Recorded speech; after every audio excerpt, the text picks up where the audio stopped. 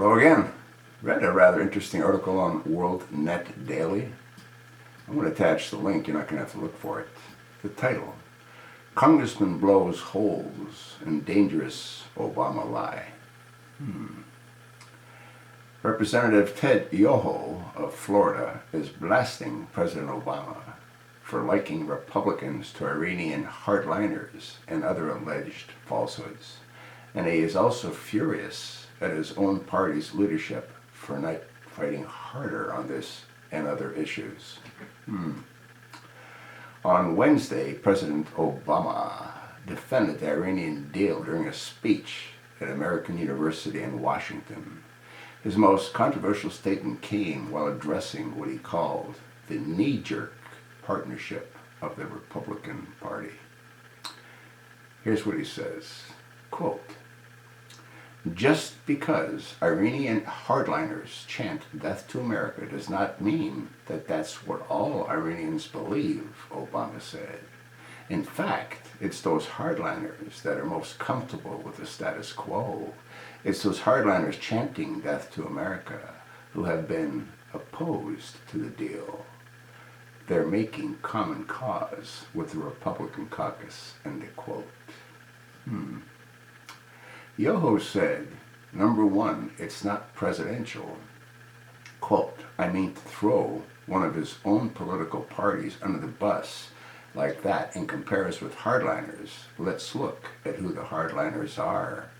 The hardliners in Iran, the people chanting death to America, that would be their supreme leader, Ayatollah Khomeini, and their president, Rouhani."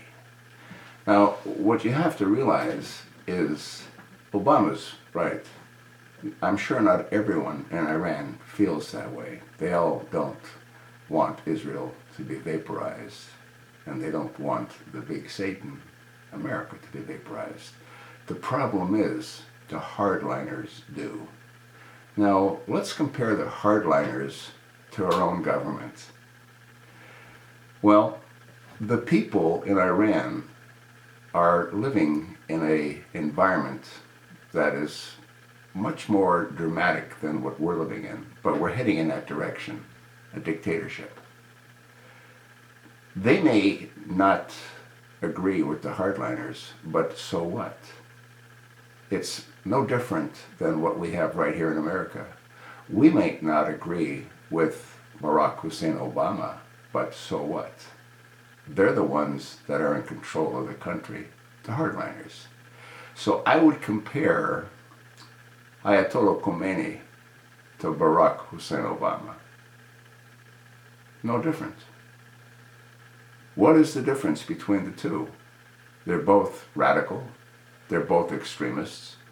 They both pretty much want the same thing: the destruction of the little Satan and the destruction of the big Satan. Everything that Ayatollah Khomeini has done indicates that. He openly comes out and says it. Obama doesn't come out and say it, but his actions show it. Read the rest of the article. You're going to find it to be somewhat interesting. I'm grateful that we have some members of the Senate, some members of Congress that are sensible. The problem is the hardliners are people like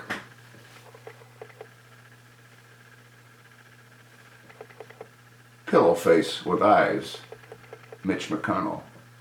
And the hardliners are people like the Speaker, John Boehner. They don't appear to be, but they're wolves in sheep's clothing. You know, I've said countless times earlier on, prior to the midterms, that the midterms are the most critical election in our country's history. And the reason that was because we had to take away control of the Senate from the Democrats. As it turns out, and I've said this in previous videos as well, the midterms were the second most expensive election in our country's history. When you think about it, that's pretty amazing. It wasn't to elect the president. It was for the people to be able to take control of the Senate. Well, the American people did that. They gave control of the Senate to the Republicans. And what did the Republicans do with it? Nothing. This brings me back to why I've said what I've said countless times about Donald Trump. If Donald Trump wants to be president of the United States, what he needs to do is he needs to convince the people that he's not considering a third-party run. He is not considering a third-party run. What Donald needs to do is he needs to make the people aware of what most people should be aware of. The Republican Party, the way we once knew it a long time ago, no longer exists. They have become one and the same with the Democratic Party. And they've proven that based on the midterms. When the American people gave control of the Senate to the Republicans, they squandered it. They left Pillowface, Mitch McConnell, in control of the Senate. They left Speaker John Boehner in control of the House of Representatives. Who controls the purse? Have they done anything to protect the American people, or do they just protect their own little world that they live in? If Donald can convince the American people that he wants to rejuvenate what once was, which no longer exists, he'll become president of the United States. Assuming, of course, that the chosen one with the floppy ears, Barack Hussein Obama, decides to vacate 1600 Pennsylvania Avenue with that transgender that he's living with. The problem that I see, and I've stated this countless times, is how can Obama leave when there'll be so much discovered about him, discovered with who he really is. I don't know, folks. I hope I'm wrong, but I don't think so. I guess we'll see. I'd like to see Donald join forces with Dr. Ben Carson.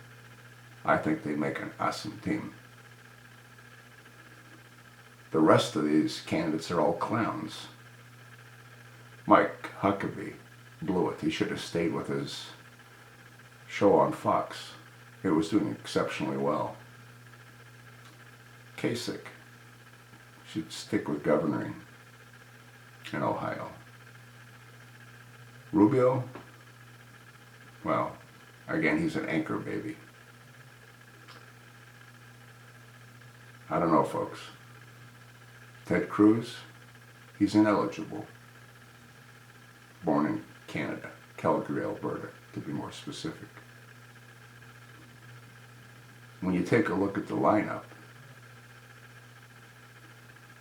look at what Rand Paul exhibited to the American people, like a little kid who lost his marbles. He wasn't presidential. He's not presidential. He never was presidential. Most of these people shouldn't even be in the Senate.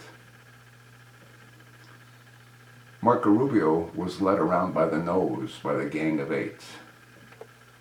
And then he was thrown out to dry in the sun by the Gang of Eight. He's a kid. He hasn't lived long enough. And he should be grateful that he came from humble beginnings to become a senator. He's a kid. Who can you point to that you honestly believe can put our country back together again, other than the Donald? There is no one. There is no one. That's sort of what I think. Read the article about Barack Hussein Obama's idiotic comments. Just because Iranian hardliners chant death to America does not mean that that's what all Iranians believe, Obama said. In fact, it's those hardliners that are most comfortable with the status quo. It's those hardliners chanting death to America who have been most opposed to the deal. They're making common cause with the Republican caucus. The hardliners, like our Congress, control the country. No difference. And what he should have done, he should have compared the hardliners with his administration. That would have made much more sense. That's sort of what I think. Let me know what you think.